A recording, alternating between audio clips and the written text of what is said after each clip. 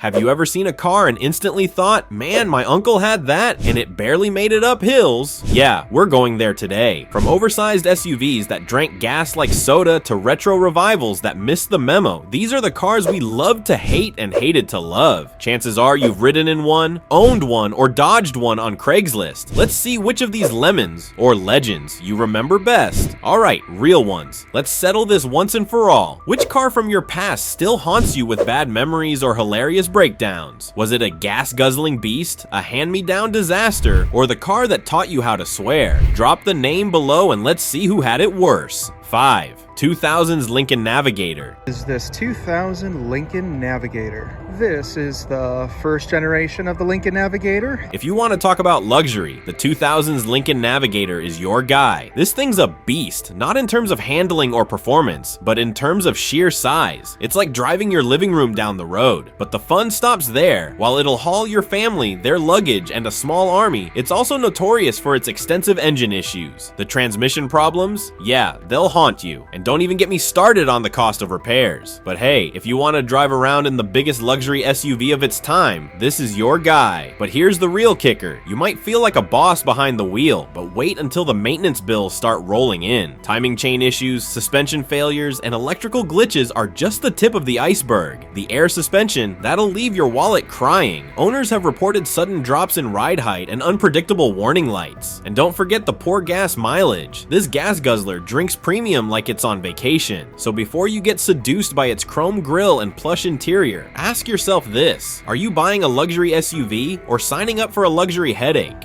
4. 2000's Ford Thunderbird. Long before I ever thought I'd end up getting to drive one. So imagine my excitement getting to drive this. Sure, it's not the first gen, it's not even within the first 10 generations, but I don't really care. Okay, let's get weird. The 2000's Ford Thunderbird. What were they thinking? It looked like they tried to bring back the 60s Thunderbird, but missed the mark completely. Ford marketed it as this modern classic, but what they didn't tell you was that it was stuck in a weird time warp. They revived a car that no one actually wanted in the first place, and by the time they were done, it was more of a what could have been than a what is. Here's the plot twist. The design screamed nostalgia, but under the hood, it was more yawn than roar. Powered by a Jaguar-sourced V8, the performance was underwhelming, the handling uninspired, and the price tag way too high for what you got. The interior felt like a recycled parts bin, plasticky buttons, awkward ergonomics, and questionable build quality. Worst of all, reliability wasn't on its side, with reports of electrical gremlins, cooling issues, and trim pieces falling apart like a cheap Halloween costume. So was it a classic reborn or a confused retro experiment? Depends on whether you like your cars with style or substance. This one had the looks, sure, but not much else under the hood. 3. 1980's Buick Regal. Nobody's ever gonna mistake one of us. That's where this handsome Buick Regal Somerset 2 comes in handy. It makes even lugs like us look suave and debonair. Maybe we aren't dreamboats, but our Regal Somerset 2 certainly is. It certainly is. Now, let's talk about the Buick Regal from the 80s. This car is as polarizing as pineapple on pizza. Some people swear by it, others can't stand the sight of it. But here's the thing, the Regal's got this ironic cult status. It's the car you never wanted but somehow ended up with and secretly loved. The ride's comfortable, but it's got this weird identity crisis. Is it a luxury car? Is it a sports sedan? The reality, it's got a little of both but doesn't do either really well. Still, if you find a well-maintained one, it's a steal for the price. And here's what makes it oddly iconic. The Grand National variant turned heads with its stealthy black-on-black design and turbocharged V6, giving muscle car vibes in a body that looked like it belonged at a retirement home. But don't get too excited, most Regals didn't come with that power. The base models were often sluggish, with vague steering and more float than feedback. Still, it earned a weird sort of love from those who appreciated its unpretentious charm and reliability. Love it or hate it, the Regal represents a quirky piece of 80s automotive culture, like that VHS tape you can't throw out even though you haven't had a VCR in 15 years. 2. 1980's Cadillac El Dorado next. A 1980 Cadillac El Dorado Baritz, and black with the stainless steel roof.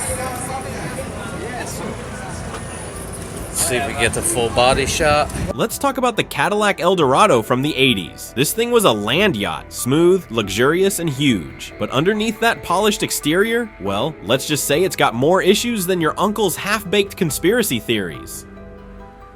The electrical systems? Oh yeah, they're a mess. The digital dashboard? It's like it was designed by a computer that's never been updated. But what do you expect? It's a Cadillac. It'll get you there in style. Eventually. But wait, there's more drama under the hood. The infamous HT4100 engine, used in many models, was underpowered, unreliable, and prone to early failure. The front-wheel drive layout made it feel less like a cruiser and more like a confused commuter. Parts availability can still be an issue today, and many owners end up babying these cars just to keep them running. That said, the interior was peak 80s luxury. Plush seats, fake wood trim, and a digital dash that looked like it came from a sci-fi movie set. It's the kind of car that turns heads, for better or worse. Want a ride that feels like a velvet couch but breaks down like a bad joke? The El Dorado is calling your name. And let's be honest, who hasn't dreamed of pulling up to a reunion in something that screams, "I peaked in 1986"? Just don't forget to pack jumper cables, a fire extinguisher, and a good sense of humor, because when this Cadillac makes a scene, it rarely goes quietly.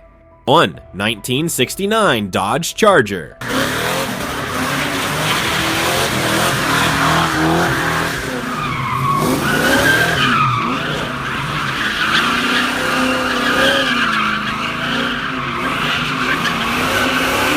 Let's start with the big dog, the 1969 Dodge Charger. This beauty was made for straight lines, loud engines, and making a statement. It's still the king of the muscle car world, but let's be real. Owning one of these in 2025, you better have a decent mechanic on speed dial, because a 50-year-old car doesn't just age like a fine wine. Notorious for eating through brake pads faster than your teenage self ate through fast food, the Charger's also got some issues with its suspension. It's not exactly a corner-carving champ, but who cares, right? You're driving a piece of history, but don't let nostalgia cloud the facts. These cars require a level of dedication modern drivers aren't used to. Original parts are rare, fuel economy is a joke, and safety features basically non-existent. That classic muscle rumble comes with vibration, noise, and constant tinkering. Still, there's a reason collectors drool over it. It's unapologetically bold, beautiful, and brash. Pop the hood, smell the oil, and you're instantly transported to an era when horsepower reigned supreme and seatbelts were optional. Owning a 1969 Charger isn't just car ownership, it's a full-time relationship. The question is, are you ready to commit, or are you just here for the thrill? Because make no mistake, this isn't just a car, it's a lifestyle. From parking lots to car shows, the Charger demands attention. It'll drain your wallet, test your patience, and make your garage smell like gasoline for eternity. But if that sounds like heaven to you, welcome to the club. So there you have it, last year's best used luxury cars that you can actually trust. Whether it's a muscle car with a few too many miles on it or a luxury SUV that barely gets off the ground, these cars are packed with history, quirks, and oh so many problems. But I want to know, which one would you trust to keep rolling down the road for years to come? Leave a comment down below, and if you want more of these classic car dives, don't forget to hit that subscribe button. I'll catch you in the next one.